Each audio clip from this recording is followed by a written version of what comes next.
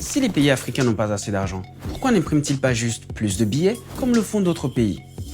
Ce serait trop simple, parce que pour ça, il faudrait déjà qu'ils aient des économies qui le leur permettent.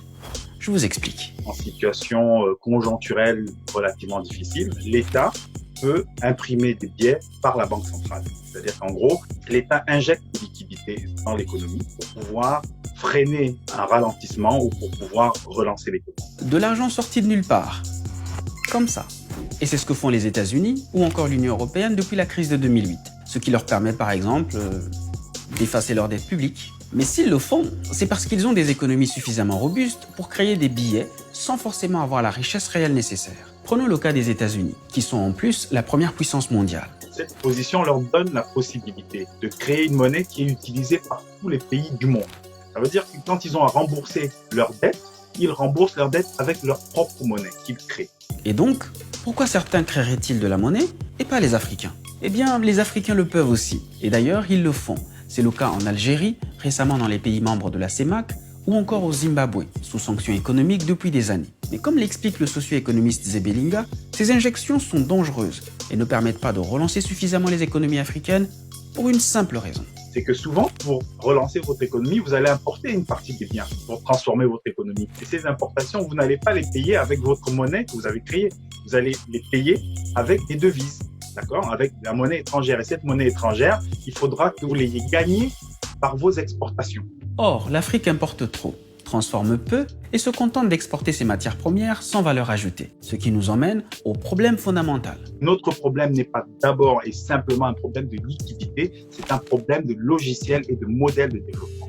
Pour mieux comprendre, prenons un exemple, le Nigeria, la première puissance économique du continent. C'est aussi le plus grand producteur de pétrole brut en Afrique. En 2017, il a exporté du pétrole brut pour 46,8 milliards de dollars. Sauf que la même année, le même Nigeria a importé du pétrole raffiné 34,2 milliards de dollars. Pourquoi le plus grand marché africain préfère vendre son pétrole à l'état brut pour ensuite le racheter transformé? Pourquoi ne le transforme-t-il pas suffisamment sur place pour satisfaire d'abord ses besoins et ensuite revendre le reste avec de la valeur ajoutée? Réponse, un manque d'industrie qualifiée et d'infrastructures de pointe. C'est-à-dire qu'on est capable de produire ce dont les autres ont besoin, mais jamais ce dont nous-mêmes avons besoin. C'est cette rupture qui est indispensable. Mais ce sera aussi une rupture dans la pensée. Et la plupart des pays africains fonctionnent comme ça, notamment avec leurs partenaires chinois, européens ou américains. Leurs économies locales ne seraient même pas capables d'absorber trop de liquidités. Et ça pourrait faire augmenter les prix de manière catastrophique. On a des économies dont la valeur ajoutée manufacturière, en gros le niveau d'industrialisation, est très faible. Ça veut dire que si on injecte aujourd'hui beaucoup d'argent, ça ne va pas forcément entraîner une augmentation de la production. Ça va simplement faire un afflux de consommation jusqu'à ce qu'il n'y ait plus assez de produits et donc ça risque de faire de l'inflation. Vous ne saisissez toujours pas?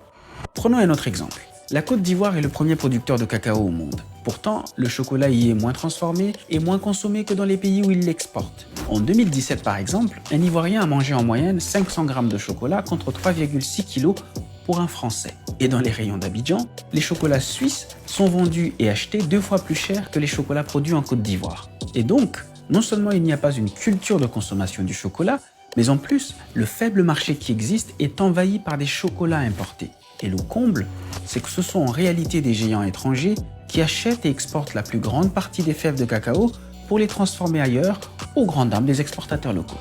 Entre le 1er octobre 2019 et la fin de février 2020, le Singapourien Olam, l'Américain Cargill, le Suisse Sako, les Français Sugden, Touton ou Semois ont récupéré 861 097 tonnes de fèves de cacao de la nouvelle campagne de récolte, soit 52,4% du total. Pour Martial Zebelinga, cela prouve que le système est simplement défaillant. Quand ils ont besoin de nos matières premières, le cours des matières premières augmente et on croit qu'on a de la croissance, on n'a pas de la croissance. On est de bons esclaves. Et puis quand ils n'en ont plus besoin, les cours des matières premières diminuent, on pleure et on dit « Ah, mais c'est dommage, mais c'est les matières premières ». Évidemment, c'est le modèle. Un modèle qu'il faut changer pour l'économiste camerounais, en dopant le marché intérieur au lieu de chercher des solutions post-Covid à court terme. Nous avons des économies qui sont fondamentalement des économies taillées pour les besoins de l'extérieur, ce que j'appelle la colonialité économique, que d'autres appellent la dépendance économique. Et c'est de ça qu'il est question, non pas seulement de discuter en disant on va faire des industries, il faut vraiment repenser totalement le processus de transformation parce qu'on n'aura pas les industries du 19e, 20e siècle. C'est fini. En commençant par le secteur agricole. Car en 2017 toujours, l'Afrique dépensait encore plus de 35 milliards de dollars par an pour importer du riz, du sucre ou encore des huiles végétales. Alors même que l'Afrique possède 60% des terres arables non exploitées du monde. Une mine d'or, selon la Banque africaine de développement. Ces 35 milliards de dollars devraient être conservés sur le continent africain. Il s'agit d'un marché que les jeunes Africains peuvent exploiter pour créer plus de richesses chaque année. Et par ailleurs, on a entre 50 et 100 milliards de dollars chaque année qui sortent en flux financiers illicites. Donc, si avec tous ces éléments-là, on n'a pas de quoi faire, mais c'est à désespérer. Et vous, pensez-vous que le logiciel économique africain a besoin d'une mise à jour? Dites-le nous en commentaire.